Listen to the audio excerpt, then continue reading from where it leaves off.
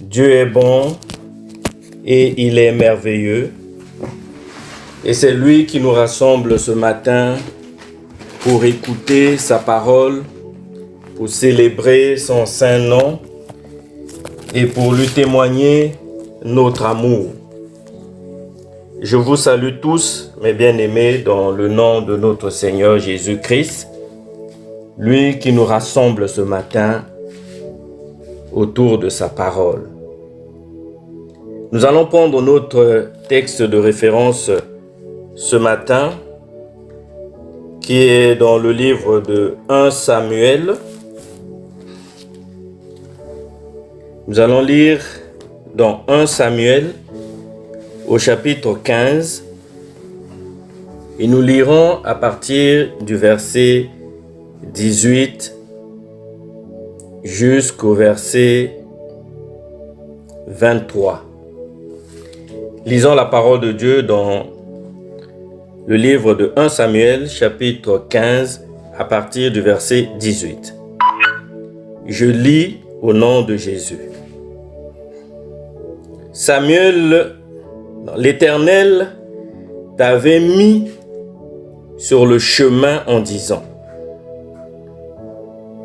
Va et voue à l'interdit ces pécheurs, les Amalécites. Tu leur feras la guerre jusqu'à leur extermination. Pourquoi n'as-tu pas écouté la voix de l'Éternel? Pourquoi t'es-tu jeté sur le butin et as-tu fait ce qui est mal aux yeux de l'Éternel? Saoul répondit à Samuel: J'ai bien écouté la voix de l'Éternel et j'ai suivi le chemin sur lequel l'Éternel m'avait envoyé. J'ai amené Agag, roi d'Amalek, et j'ai voué les Amalécites à l'interdit. Mais le peuple a pris sur le butin du petit et du gros bétail comme prémisse de l'interdit, afin de les sacrifier à l'Éternel ton Dieu à Gilgal. Samuel dit: L'Éternel trouve-t-il autant de plaisir dans les holocaustes et les sacrifices que dans l'obéissance à la voix de l'Éternel?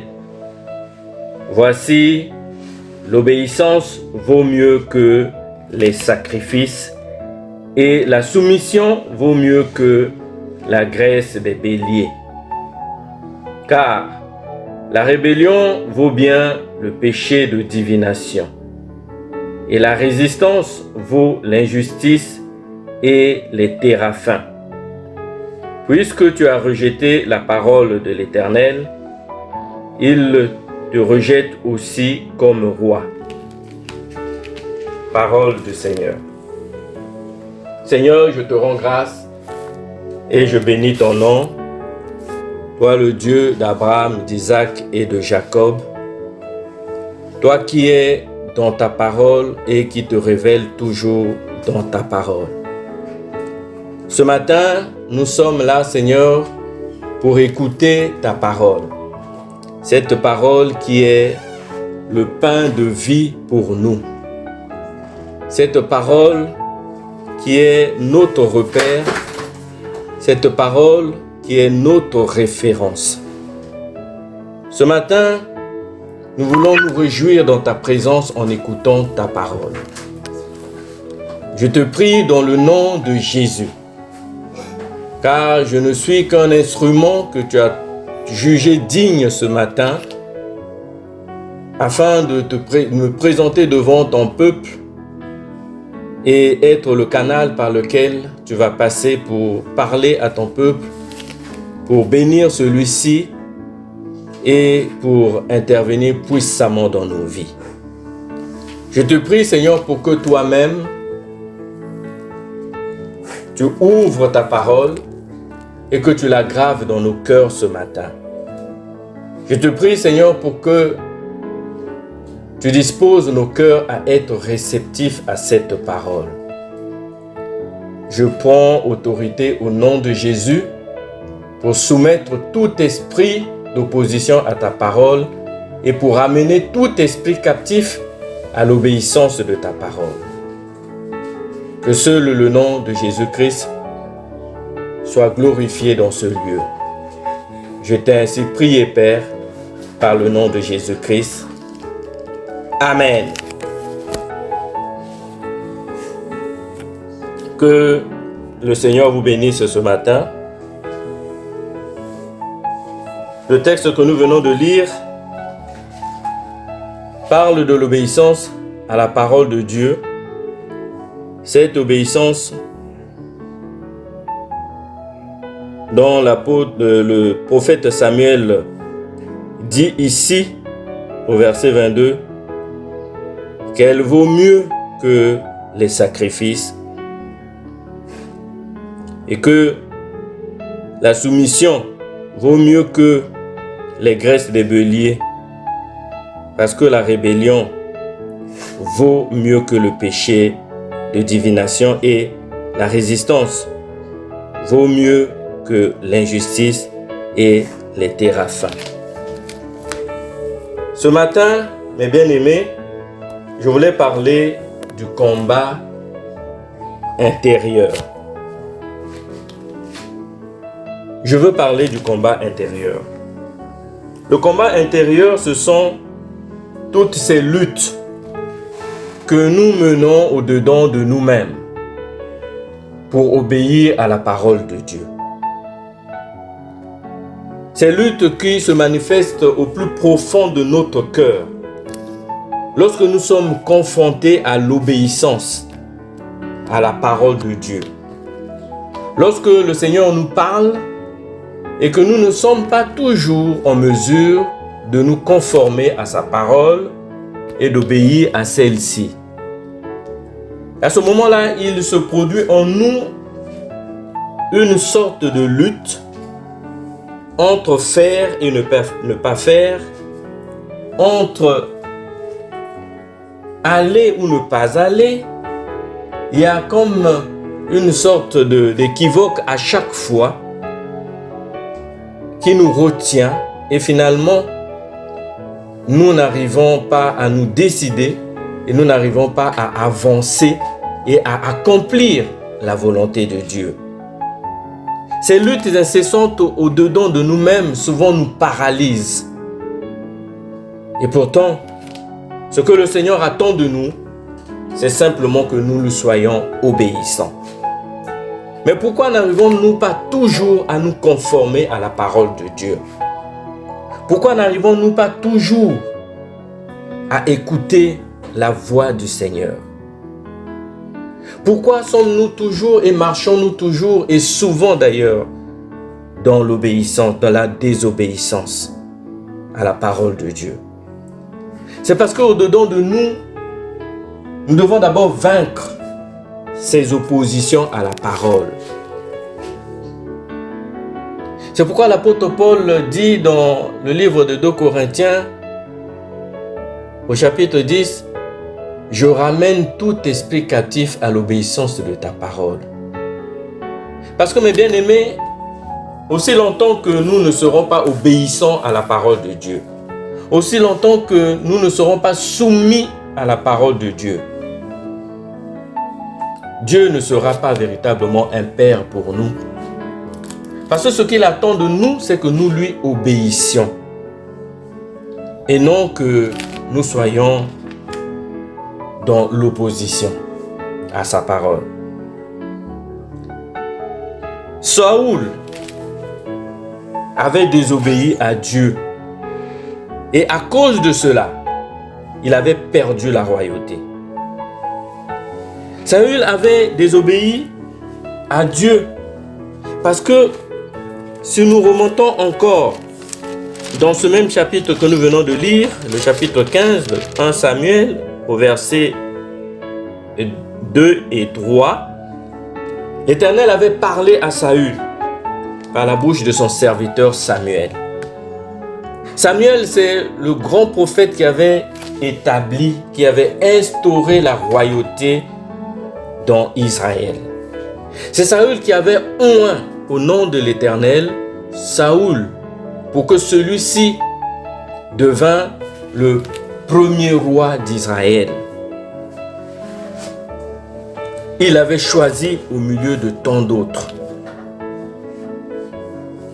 L'Éternel avait parlé par la bouche de son serviteur Samuel à Saül. Et il lui avait dit: Ainsi parle l'Éternel des armées.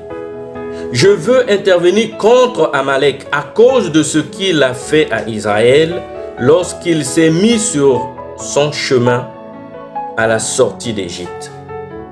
Va maintenant, frappe Amalek et vouez à l'interdit tout ce qui lui appartient. Tu ne l'épargneras pas et tu feras mourir hommes et femmes, enfants et nourrissons, bœufs et agneaux, chameaux et ânes. Voici la parole qui avait été adressée, l'ordre, le commandement qui avait été adressé à Saül de la part de l'Éternel par la bouche de son serviteur Samuel. L'ordre était clair. Mais lorsque Saül a livré bataille contre Amalek, Amalek, pour rappel, souvenons-nous que lorsque le peuple d'Israël est sorti de l'Égypte, lorsqu'il est arrivé dans le désert, le premier peuple qui avait livré bataille, qui avait combattu le peuple d'Israël, c'était Amalek, c'était les Amalécites. Ceux-là, ils avaient combattu Israël à Réphidim. Nous nous souvenons bien de cet épisode où Moïse avait choisi d'aller sur la montagne, avait prié, soutenu par Our et Aaron, alors que Josué, le vaillant combattant, combattait Amalek dans la vallée. Et longtemps après,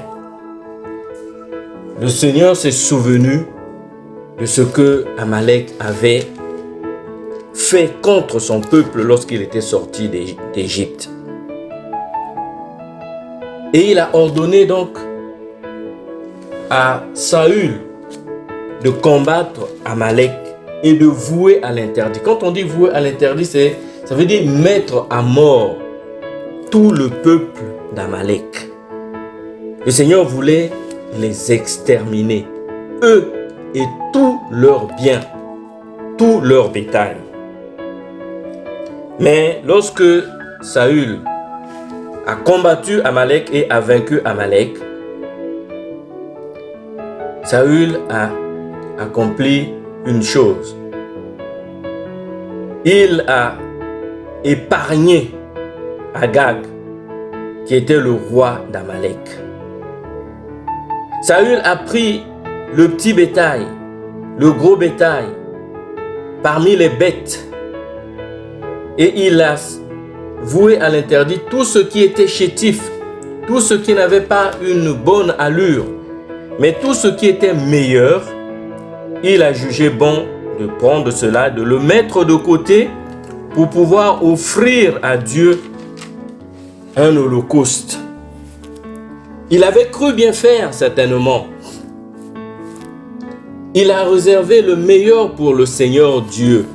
Il a dit non, je ne vais pas sacrifier cela. Quand il a vu la beauté de ces bêtes, il a dit, je vais les offrir à l'Éternel. Mais est-ce cela l'ordre qui lui avait été donné? Est-ce que le Seigneur Dieu, par la bouche de son serviteur Samuel, avait demandé à Saül de lui sacrifier les meilleurs des bêtes? Il lui avait dit de vouer à l'interdit tout cela. Il ne voulait pas qu'il restât une trace du peuple d'Amalek. Mais Saül a désobéi à Dieu. Il a désobéi à la voix de l'Éternel. Et à cause de cela, Saül va perdre la royauté. Mais si Saül a désobéi, c'est parce qu'au-dedans de lui, il a livré, en dehors du combat qu'il a livré contre Amalek, Saül a livré un combat intérieur. Contre sa propre volonté, entre sa volonté à lui et la volonté du Seigneur. Saül a dit, c'est pas possible. Je ne peux pas laisser tout cela. Je ne peux pas vouer à l'interdit toutes ces bêtes. Je ne peux pas, en gros, les sacrifier pour rien. Il faut qu'elles servent à quelque chose. Je ne vais pas les brûler et ne pas y toucher. Il a cédé à la tentation, à la vue du butin et aussi à l'écoute du peuple. Il a cédé à la pression. Ce faisant, Saül a perdu le combat intérieur. Parce que le combat intérieur, c'est celui qui nous oppose réellement à la volonté de Dieu. Ce combat-là, il vaut mieux pour nous que nous le remportions. Autrement dit, que Dieu sorte d'abord vainqueur, que la volonté de Dieu sorte d'abord vainqueur en nous pour que nous puissions mettre en pratique la parole de Dieu.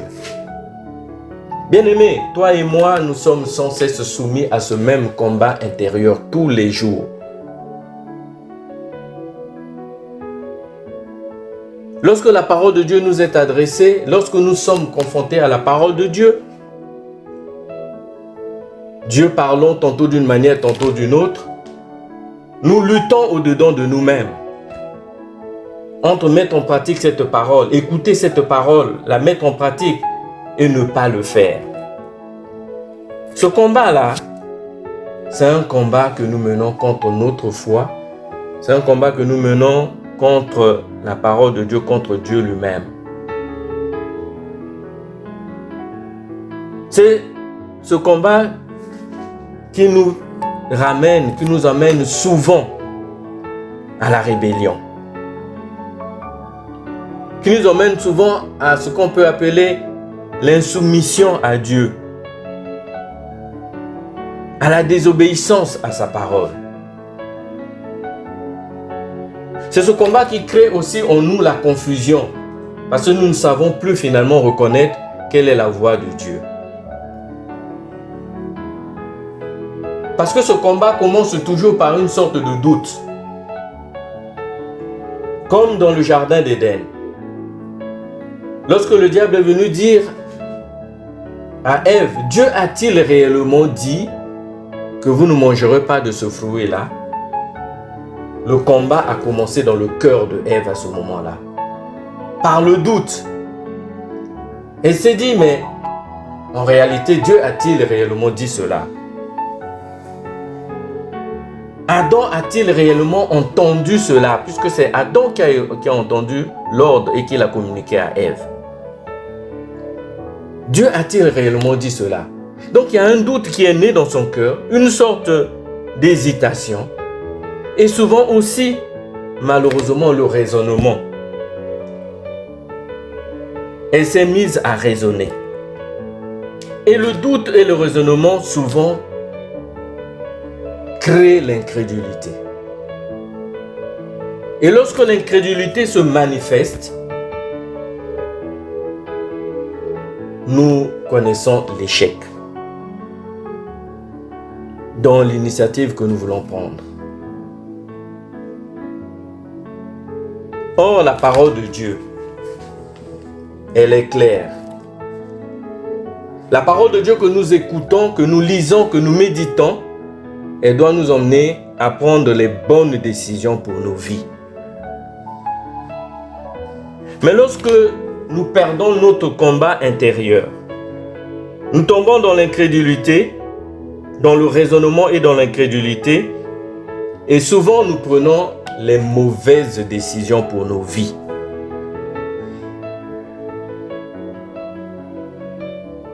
Mon bien-aimé, ce matin, je veux que chacun de nous réalise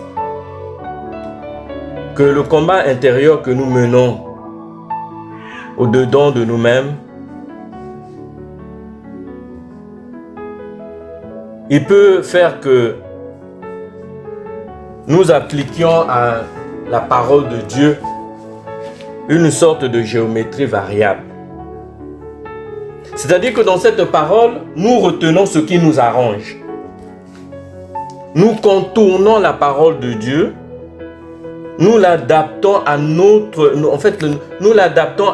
situation. Nous adaptons la parole à notre situation alors que c'est nous qui devons nous adapter et nous conformer à la parole de Dieu. C'est là que nous commençons à retenir dans cette parole que ce qui nous arrange. Nous raisonnons. Non, là, Dieu n'a pas dit cela. Dieu était certainement dans l'erreur. Ce n'est pas ça ce qu'il a voulu dire. C'est ta volonté qui passe avant, mais celle de Dieu, elle passe finalement en arrière. C'est très dangereux.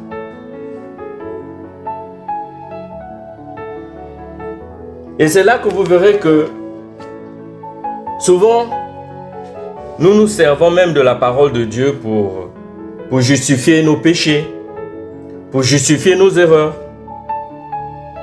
Au lieu de nous repentir, nous voulons justifier même nos péchés en nous servant de la parole de Dieu. Quelqu'un est capable même d'aller prendre un verset biblique pour expliquer pourquoi il est dans le péché et pourquoi il doit commettre ce péché-là.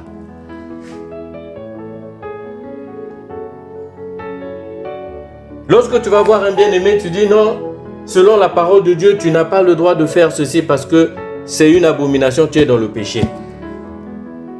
Ton frère ou ta soeur est capable d'aller trouver un autre verset biblique, le sortant de son contexte pour t'expliquer et te justifier pourquoi il doit commettre ce péché-là.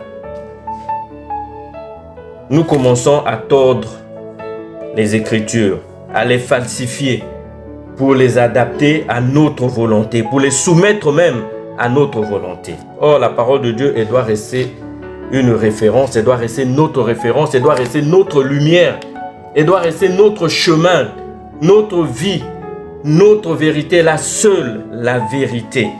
Parce que la parole de Dieu, c'est Jésus-Christ lui-même, mes bien-aimés. C'est Jésus qui se révèle par la parole. Nous devons placer la parole de Dieu au-dessus de tout. Cette parole est notre foi. C'est ce qui nous octroie le pouvoir de devenir enfants de Dieu. Mais si nous n'écoutons pas cette parole, si nous ne lui obéissons pas, nous ne la respectons pas, nous ne la considérons pas, cette parole de Dieu, c'est Jésus-Christ lui-même que nous ne considérons pas. Comment pouvons-nous alors nous considérer comme des enfants de Dieu? Puisque ce qui fait de nous des enfants de Dieu, c'est notre foi en cette parole-là. Mais si nous ne croyons pas déjà à cette parole, nous ne lui obéissons pas, comment pouvons-nous nous considérer comme des enfants de Dieu? C'est la parole de Dieu qui est censée nous communiquer la foi. Selon Romains 10 au verset 17, la foi vient de ce que l'on entend et ce que l'on entend vient de la parole de Dieu. Si nous ne plaçons pas la parole de Dieu au-dessus de tout, bien-aimés, comment pouvons-nous lui obéir? Si nous voulons l'adapter à nos circonstances, si nous voulons l'interpréter à notre façon aussi, telle que nous voulons, nous perdons tout repère. Nous avons besoin d'avoir un repère, mes bien-aimés.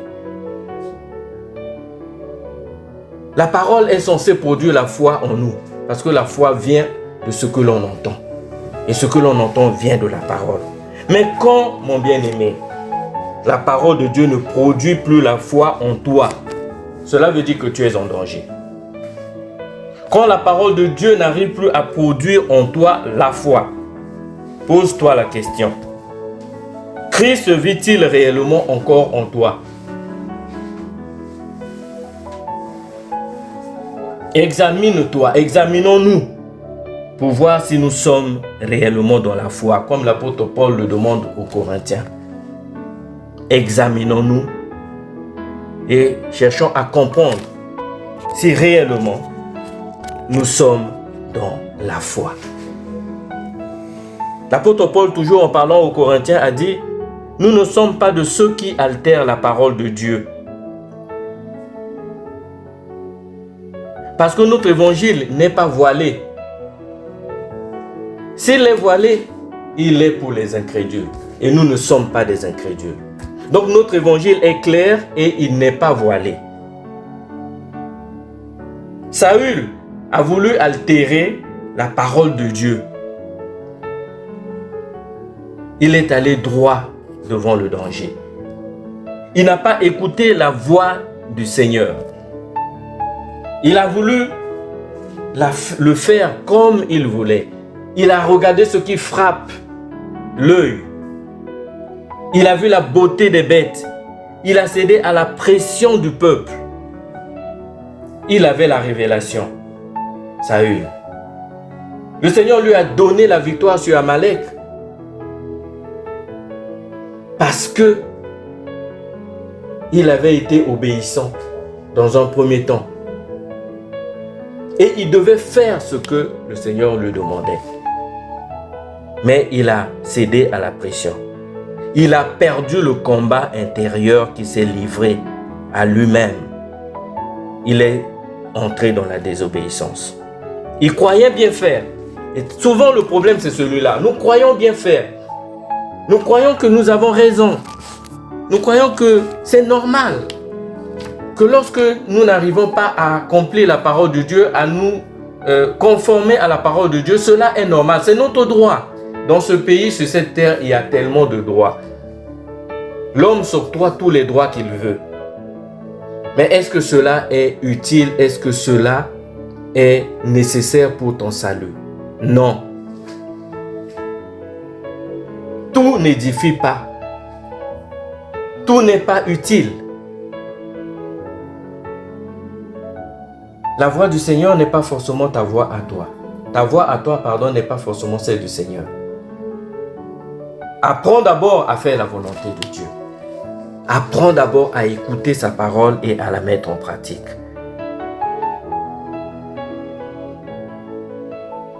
Bien-aimés, ne négligeons pas le rôle que le Saint-Esprit accomplit dans nos vies, le rôle qu'il joue dans nos vies.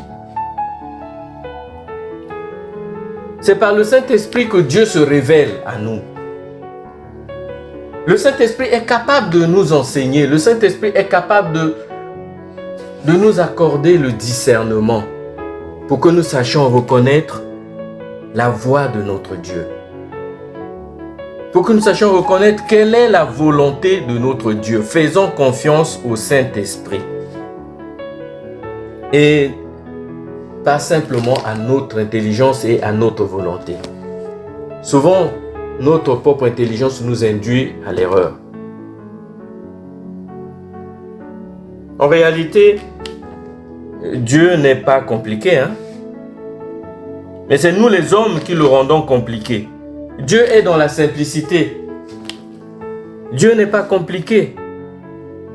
Et aux hommes qui ont le Saint-Esprit, qui ont l'Esprit de Dieu en eux, Dieu donne et communique la capacité à le comprendre. La capacité de cerner sa volonté, de discerner sa volonté. Mais c'est lorsque nous nous éloignons de la présence de Dieu, lorsque nous voulons faire les choses par nous-mêmes, nous voulons régler tout par notre intelligence, par notre force, que le Saint-Esprit ne trouve plus place en nous et nous tombons dans le raisonnement humain. Nous pensons que les choses de Dieu se règlent par l'intelligence simple.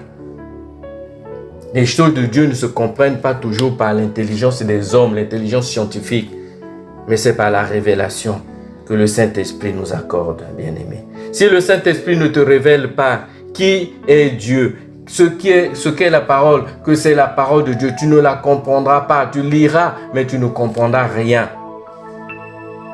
L'évangile sera voilé pour toi parce que tu es un incrédule qui s'ignore. Tu es un incrédule latent. Et nous sommes souvent dans cette incrédulité-là. Voilà pourquoi nous avons toujours du mal à comprendre la parole, pourquoi nous avons toujours du mal à mettre la parole de Dieu en pratique. Et nous trouvons que la parole de Dieu est compliquée, que Dieu est compliqué. Dieu n'est pas compliqué. Dieu est dans la simplicité. Dieu ne nous demande pas de faire des efforts qui soient au-dessus de nos capacités, au-dessus de nos forces. Mais nous, souvent, nous livrons toujours des combats intérieurs pour obéir à la parole de Dieu. Nous sommes sans cesse confrontés à cela. Et nous cédons le pas. Nous tombons dans la facilité. Ignorant que nous nous éloignons de notre Dieu et que ce que nous faisons, c'est simplement faire notre volonté, faire comme nous voulons. De tout temps, Dieu a toujours marché avec l'homme de cette façon-là, en le confrontant toujours à un choix où il doit choisir entre faire et ne pas faire. Il a dit, je mets la vie et la mort au pouvoir de ta langue. Voici, je mets devant toi la vie et la mort, la bénédiction et la malédiction. Mais choisis la vie afin que tu vives, toi et ta postérité. Pour choisir, il faut livrer un combat. Ce n'est pas toujours simple. Ce n'est pas toujours facile. Ce n'est pas toujours un choix qui est facile à faire. Mais avec l'aide du Saint-Esprit et le discernement qu'il accorde, nous pouvons comprendre quelle est réellement la volonté de Dieu pour nous et faire le bon choix. Abraham avait été livré à ce choix draconien. Lorsque le Seigneur a demandé à Abraham de sortir de sa patrie pour aller dans le pays qu'il lui indiquerait, vous pensez que c'était simple? Ce n'était pas simple. Abraham a livré le combat intérieur au-dedans de lui. Se séparer de sa famille, de ceux qu'il aimait. Mais c'était la condition pour que Dieu le bénisse. C'était la condition pour que la volonté de Dieu, la promesse s'accomplisse dans la vie d'Abraham. Aussi longtemps qu'Abraham demeurait dans sa famille, la promesse ne s'accomplirait pas. Mais il a fallu qu'il parte. Il a dit, va dans le pays que je t'indiquerai. Abraham a livré ce combat, mais il a remporté parce qu'il est sorti. Et quand il est arrivé là-bas, il y avait la famine. Plutôt que de se battre sur place pour trouver la solution, comment nourrir ceux qui étaient avec lui, sa famille, Abraham a dit, je vais aller en Égypte. Il a livré aussi un combat là, intérieur toujours. Et lorsqu'il arrive en Égypte, là aussi, le combat va le poursuivre encore jusque là-bas. Abraham va voir que sa femme étant belle, elle risquait d'être prise par Pharaon, qui pour le faire, devait certainement peut-être le passer par la mort. Abraham a dit, je ne veux pas mourir. Sarah, tu diras que tu es ma sœur. Il l'a poussé, ce combat intérieur l'a poussé même à aller trahir même sa femme. Tu diras que tu es ma sœur, certes. C'était sa sœur, sa demi-sœur, dirait-on aujourd'hui. Mais là, il ne s'exprimait pas en tant que frère de Sarah, mais c'était en tant que son mari. Ce ne sont pas toujours des choix simples, mais ce sont des choix que nous devons faire si nous voulons voir se manifester la gloire de Dieu dans nos vies. Ce combat intérieur, mes bien-aimés, nous tous, nous y sommes confrontés. C'est aussi le combat de la foi, simplement, et de l'obéissance à Dieu. D'abord, croire que la parole qui t'est adressée est celle qui vient du Seigneur. Et que ce que Dieu demande de toi, c'est que tu lui sois obéissant. Donc, franchir le pas et obéir. Lorsque nous perdons ce combat-là, intérieur, il nous fait basculer dans le doute. Nous basculons dans l'insoumission, dans le raisonnement, dans la rébellion, dans la résistance même, et finalement, dans l'incrédulité et la désobéissance. Oh mon bien-aimé, si l'on se contentait simplement d'obéir comme de bons soldats,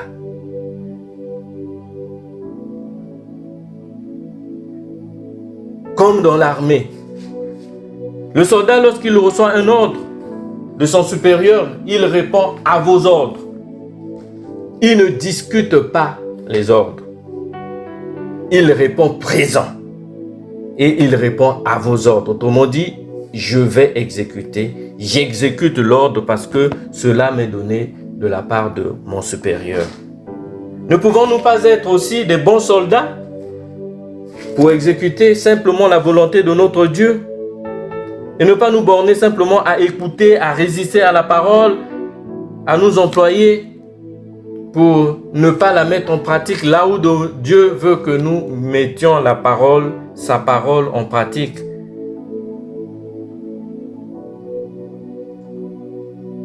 Est-il vraiment trop difficile pour nous d'obéir à la parole de Dieu, de nous conformer à sa parole, comme l'apôtre Jacques le dit, nous le recommande. Dans Jacques 1, du verset 21 au verset 25, nous allons le lire. C'est pourquoi, rejetant toute souillure et tout excès de méchanceté, recevez avec douceur la parole qui a été plantée en vous et qui peut sauver vos âmes. Pratiquez la parole et ne l'écoutez pas seulement en vous abusant par de faux raisonnements. Car si quelqu'un écoute la parole et ne la pratique pas, il est semblable à un homme qui se regarde dans un miroir, son visage naturel et qui, après s'être regardé, s'en va et oublie aussitôt comment il est. Verset 25. Mais celui qui a plongé les regards dans la loi parfaite, la loi de la liberté, et qui persévère, non pas en l'écoutant pour l'oublier, mais en la pratiquant activement, celui-là sera heureux dans son action même. Alléluia. Bien-aimés, apprenons à pratiquer et à obéir d'abord pour gagner le combat intérieur et vivre en harmonie avec la parole de Dieu. Pour lui obéir et pour vivre heureux dans toutes nos actions. Cette parole qui est plantée en nous, c'est celle qui sauve nos âmes. Lorsque nous la pratiquons, nous nous approchons encore un peu plus du salut. Lorsque nous écoutons la parole et nous la mettons en pratique, nous nous approchons encore un peu plus vers le salut. Et lorsque nous persévérons à écouter et à obéir à cette parole, nous sommes des hommes et des femmes heureux dans notre action, dans toutes nos initiatives. Nous sommes des hommes, des femmes et des hommes heureux. Heureux comme le Seigneur lui-même le dit lorsque, après la guérison d'un démoniaque,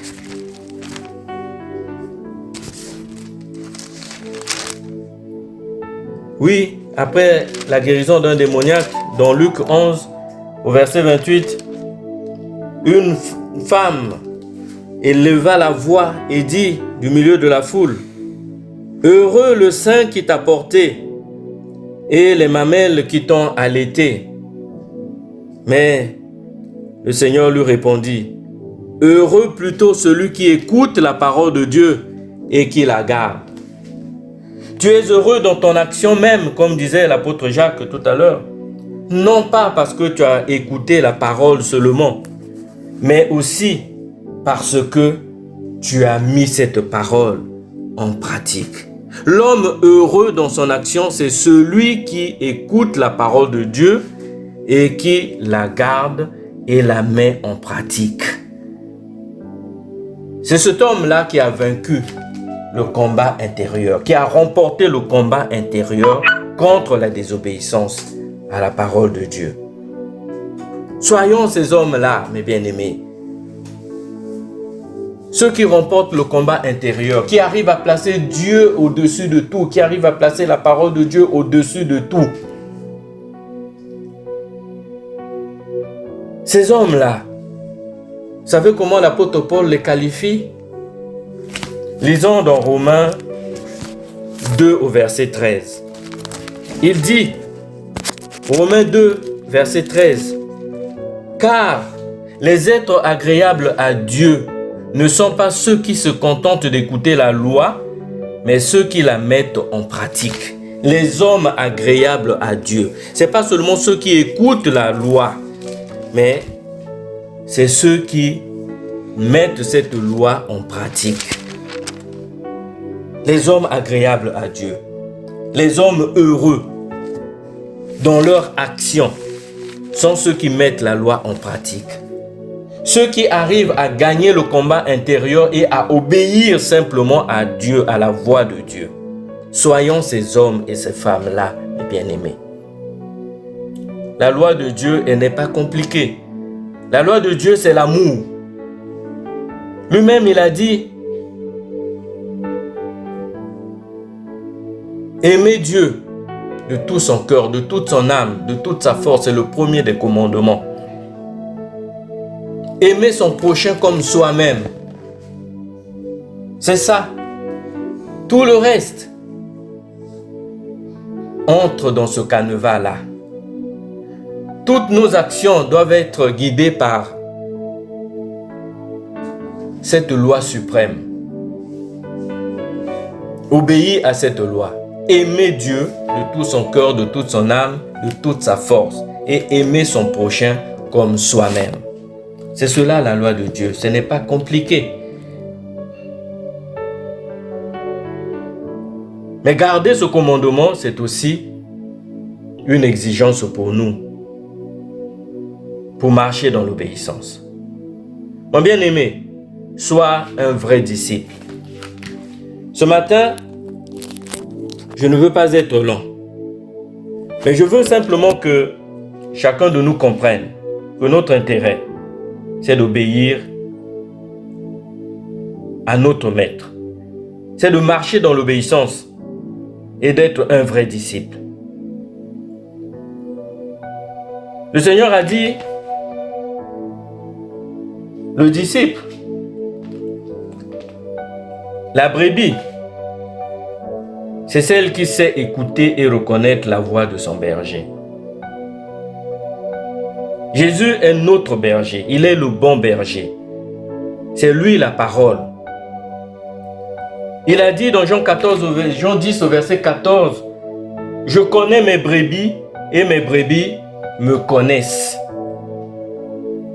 Nous avons souvent du mal à obéir à la voix de Dieu.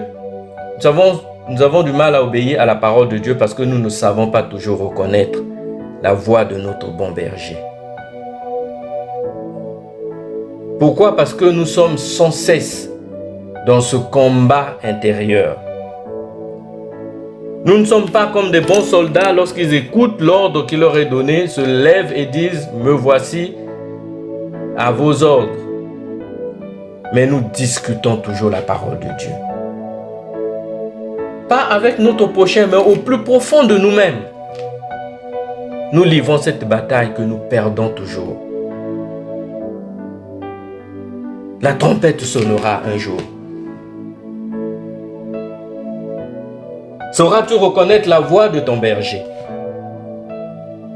La trompette sonnera. Dans quel état te trouvera-t-il lorsqu'il reviendra? Si tu demeures dans le combat intérieur, si tu es déjà perdant de ce combat intérieur, tu es déjà dans la désobéissance latente. Tu n'entendras pas la voix de la trompette, tu n'entendras pas le son de la trompette, tu ne la reconnaîtras même pas et tu rateras l'enlèvement. Sache ce matin, mon bien-aimé, que l'obéissance vaut mieux que le sacrifice. Le problème, ce n'est pas tant le son de la trompette. Le son de la trompette sera toujours distinct. Il sortira, il résonnera toujours d'une manière à être compris. Mais seuls les vrais brebis, les vrais disciples, reconnaîtront la voix de leur maître. Le problème, ce n'est pas tant le son de la trompette, le problème, c'est nous-mêmes. Nous raisonnons beaucoup. nous doutons beaucoup. Nous ne croyons pas assez en cette parole. Apprenons d'abord à obéir à cette parole, mes bien-aimés. Que lorsque le son de la trompette retentira, que nous aussi, nous puissions aller à la rencontre de notre époux. Gagne et remporte le combat intérieur. C'est ma prière pour toi ce matin. C'est ma prière pour nous tous ce matin, mes bien-aimés. Ne ratons pas l'enlèvement. Ne ratons pas la rencontre avec notre Seigneur. Comme Saül ici qui s'est mis à raisonner. Saül qui a tellement raisonné qu'il a oublié même les ordres qui lui avaient été donnés. Ne soyons pas et ne marchons pas comme Saül. Soyons de ceux qui écoutent la parole et qui la mettent en pratique. Ceux qui ne raisonnent pas. Ceux qui marchent véritablement dans l'obéissance. Le Seigneur avait dit à Josué que ce livre de la loi ne s'éloigne point de ta bouche. Tu y méditeras jour et nuit pour observer et mettre en pratique tout ce qui est écrit. Car c'est alors que tu mèneras à bien tes entreprises. C'est alors que tu réussiras. Josué 1, verset 8. Mon bien-aimé, mon désir, c'est que nous réussissions tous. Mon désir, c'est qu'un jour, nous nous retrouvions tous là où le Seigneur veut que nous soyons, auprès de lui et avec lui. C'est pourquoi ce matin, le Seigneur nous a mis à cœur de partager avec vous cette parole. Pour que cette parole nous aide à prendre la bonne décision pour nos vies. Pour que cette parole nous aide à vaincre, à remporter le combat intérieur, ce combat de la foi, ce combat contre la désobéissance, pour servir notre Dieu. Pour plonger véritablement notre regard dans les Écritures, pour les mettre en pratique et pour ne pas simplement nous borner à les écouter et à oublier. Que le Seigneur vous bénisse ce matin et que la gloire lui revienne à lui et à lui seul. Au nom de Jésus-Christ. Amen. Amen.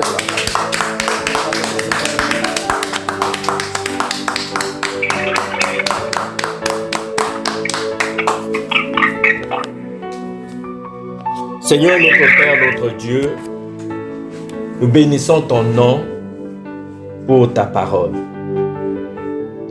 Tu as dit que ta parole ne sort jamais en vain. Elle ne sort jamais au hasard. Elle ne te revient jamais sans avoir accompli ta volonté.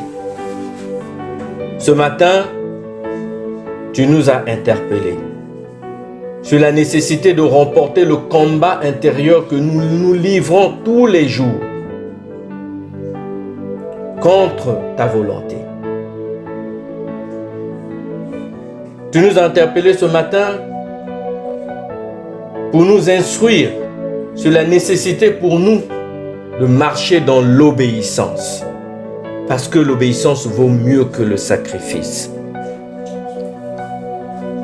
Ô Père, comme ce Père qui avait crié à toi, viens au secours de mon incrédulité. Ce matin, nous crions à toi. Viens au secours de notre incrédulité. Apprends-nous, Seigneur, à accepter ta parole. Apprends-nous à obéir à cette parole, à marcher dans l'obéissance, car c'est la condition du succès pour nos vies. Ce matin, nous te rendons grâce parce que désormais, nous savons, Seigneur, que nous ne sommes pas seuls, mais qu'avec l'aide du Saint-Esprit, tu nous apprendras à marcher dans l'obéissance. Seigneur, sois béni ce matin. Et que cette parole trouve véritablement place dans nos cœurs. Et comme tu avais dit à ton serviteur Josué, qu'elle soit gravée dans nos cœurs pour nous enseigner nuit et jour à marcher dans l'obéissance, à l'observer, à la pratiquer, afin que le succès, la grâce et ta bénédiction puissent nous accompagner tous les jours de nos vies. Que la gloire, la louange et l'adoration te reviennent à toi et à toi seul, par le nom de Jésus-Christ, notre Seigneur et notre Sauveur. Nous t'avons ainsi prié et nous disons Amen. Amen.